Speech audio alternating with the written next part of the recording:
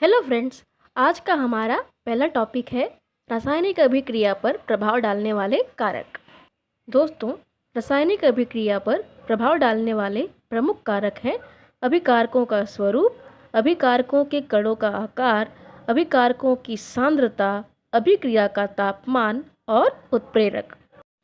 आइए पहले देखते हैं हम अभिकारकों का स्वरूप। रासायनिक अभिक्रिया की दर यह धातु के स्वरूप पर निर्भर करती है।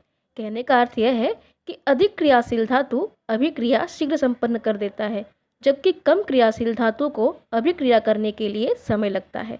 जैसे अगर हम एल्यूमिनियम और जिंक को हाइड्रोक्लोरिक अम्ल में डाल दें तो एल्यूमिनियम शीघ्र अभिक्रिया करके धातु के लवण का निर्माण करता है तथा हाइड्रोजन गैस मुक्त करता है। एल्यूमिनियम की तुलना में जिंक को अभिक्रिया करने के लिए कुछ वक्त लगता है। दूसरा कारक है अभिकारकों के कणों का आकार। रासायनिक अभिक्रिया में भाग लेने वाले अभिकारकों का आकार जितना छोटा होगा, अभिक्रिया उतनी ही शीघ्र संपन्न होती है। उदाहरण के लिए, यदि दो परख नलियों में संगमरमर के टुकड़े व चूर्ण क्रमशः ले लें तथा HCl मिलाएं, तो जिस परख नली में संगमरमर के पत्थर का चूर्ण है वहाँ अभिक्रिया जल्दी होती है। ऐसा क्यों होता है?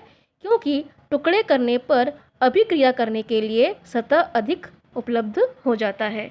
उदाहरण के लिए, जब हम यहाँ पर अभिकारक का एक बड़ा टुकड़ा लेते हैं तो अभिक्रिया करने के लिए सतहों की संख्या यहाँ पर कम है, या फिर आप कह सकते हो कि क्षेत्रफल यहाँ पर कम है।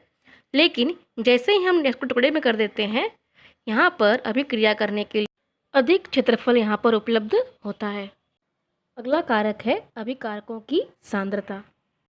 तनु अम्ल की अपेक्षा सांद्र अम्ल की अभिक्रिया शीघ्र होती है, इसलिए हम कह सकते हैं कि अभिक्रिया की दर यह अभिकारकों की सांद्रता के अनुसार बदलता है।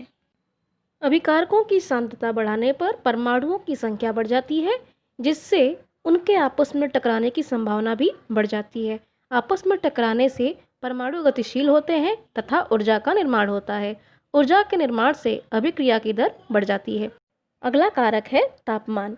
अभिक्रिया की दर तापमान पर भी निर्भर करती है, इसलिए तापमान बढ़ाने पर अभिक्रिया की दर बढ़ जाती है, क्योंकि तापमान बढ़ाने पर परमाणु गतिशील हो जाते हैं तथा उनमें आपस में टकराव बढ़ जाता है तथा ऊर्जा निर्मित होने से अणु अधिक क्रियाशील हो जाते हैं। अगला कारक है उत्प्रेरक। कभी कभी कणों का आकार छोटा होने पर भी, तापमान बढ़ाने पर भी, सांद्रता बढ़ाने पर भी अभिक्रिया नहीं होती, तब उत्प्रेरक का प्रयोग करते हैं। उत्प्रेरक वे पदार्थ होते हैं जिनकी उपस्थिति मात्र से रासायनिक अभिक्रिया की दर बढ़ जाती है, परंतु उत्प्रेरक स्वयं अभिक्रिया में भाग नहीं लेता। उदाहरण के लिए, पोटेशियम क्लोराइड को गर्म करने पर भी उसका अपघटन मंद गति से होता है, परंतु उसमें मैग्नीज डाइऑक्साइड यह उत्प्रेरक के रूप में इस्तेमाल करने पर पोटेशियम क्लोराइड का शीघ्र गति से अपघटन होकर ऑक्सीजन गैस मुक्त होती है। यहाँ मैग्नीशियम डाइऑक्साइड स्वयं अभिक्रिया में भाग नहीं लेता है।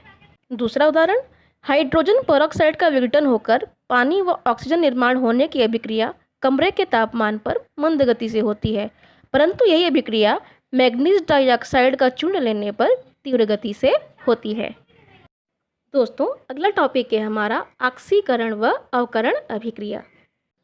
जिस रासायनिक अभिक्रिया में अभिकारक पदार्थों का ऑक्सीजन से संयोग होता है या जिस रासायनिक अभिक्रिया में अभिकारक पदार्थ से हाइड्रोजन निकल जाता है और उत्पाद प्राप्त होता है, ऐसी अभिक्रियाओं को ऑक्सीकरण अभिक्रिया कहते हैं।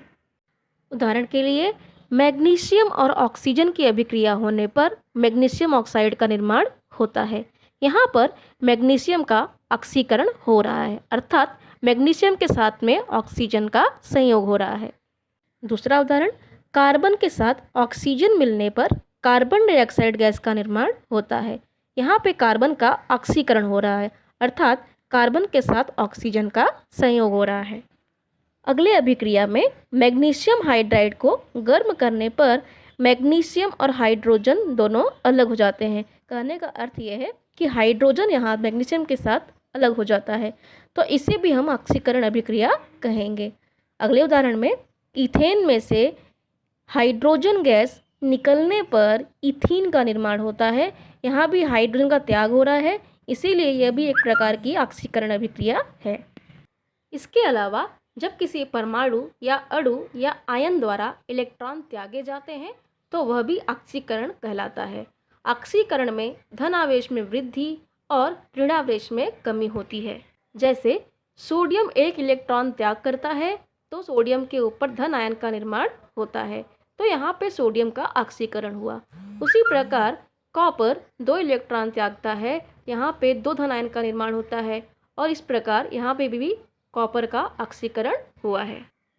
ऑक्सीकरण अभिक्रिया के ठीक विपरीत जिस रासायनिक अभिक्रिया में अभिकारी पदार्थ हाइड्रोजन ग्रहण करता है उस अभिक्रिया को अवकरण अभिक्रिया कहते हैं।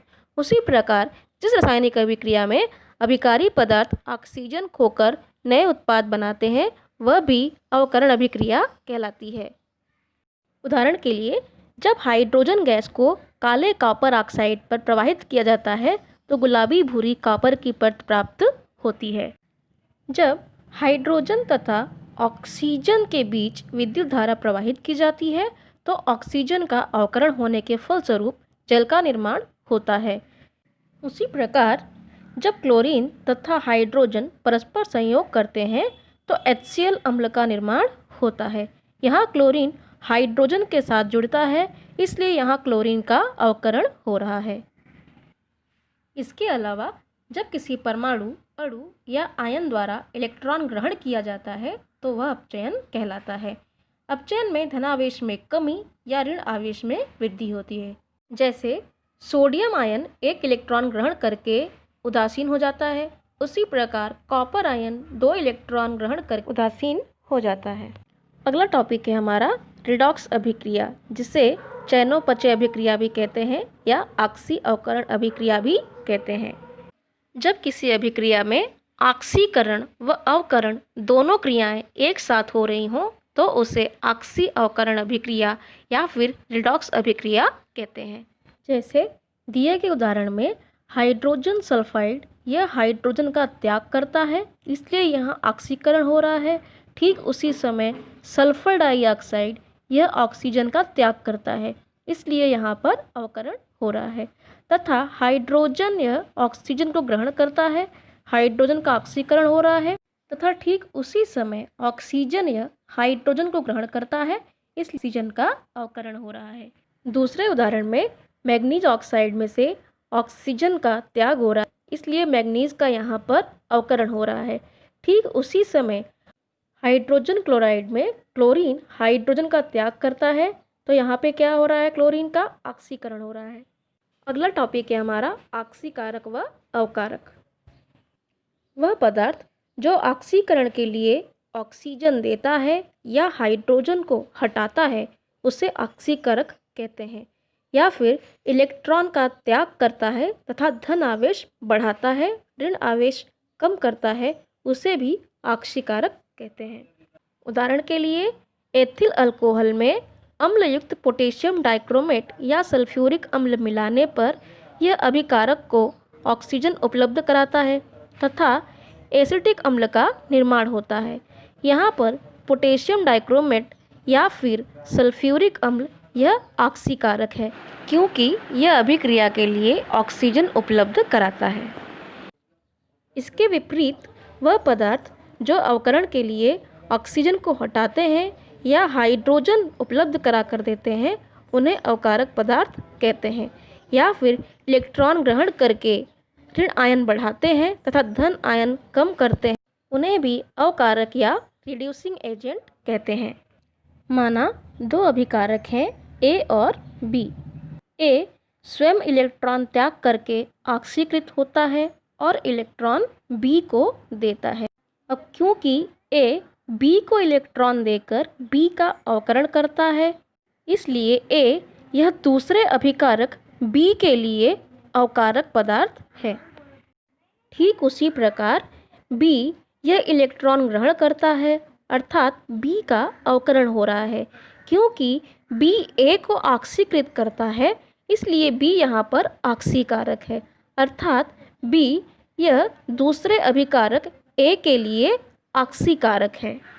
हमारा अगला टॉपिक है हमारे दैनिक जीवन में ऑक्सी अवकरण अभिक्रिया के प्रभाव। पहला पढ़ेंगे हम क्षरण के बारे में। वातावरण में विभिन्न घटकों के कारण धातुओं का ऑक्सीकरण होता है, जिससे धातुएं कमजोर हो जाती हैं। इसे ही क्षरण कहते हैं। लोहे पर जंग लगती है। लोहे पर जंग लगता है एवं उस पर लाल भूरे रंग की परत जमा हो जाती है। यह लोहे का क्षरण है। क्षरण यह एक अत्यंत गंभीर समस्या है। लोहे की वस्तुओं पर ग्रीस, पेंट या तेल लगाकर उसे हम संक्षारण से बचा सकते हैं। दूसरा है बदबू, जिसे इंग्लिश में कहते हैं रेंसिडिटी। जब पुराने बचे तेल का उपयोग भोज्य पदार्थ बनाने के लिए उपयोग में लाया जाता है, तब उसमें से बदबू फैलती है। यदि इस तेल में खाना पकाया जाए तो खाना का स्वाद भी बदलता है। जब तेल या घी को दीर्घ समय तक वैसे ही रहने देते हैं या तले हुए पदार्थ को अधिक समय तक रहने दें, तब हवा के कारण तेल व घी का ऑक्सीकरण होकर वह बदबूदार हो जाता है। जिस खाद्य पदार्थ में तेल और घी का उपयोग करते हैं उसमें ऑक्सीकारक अवरोधक का उपयोग किया जाता है। हवाबंद डिब्बे में खाद्य पदार्थ रखने से खाद्य पदार्थ की ऑक्सीकरण अभिक्रिया मंद हो जाती है। तो दोस्तों, आज के इस वीडियो के साथ हमारा ये पार्ट भी कंप्लीट हो चुका है।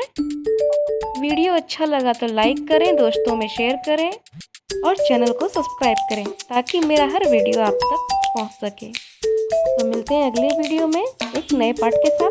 तब तक के लिए बाय बाय।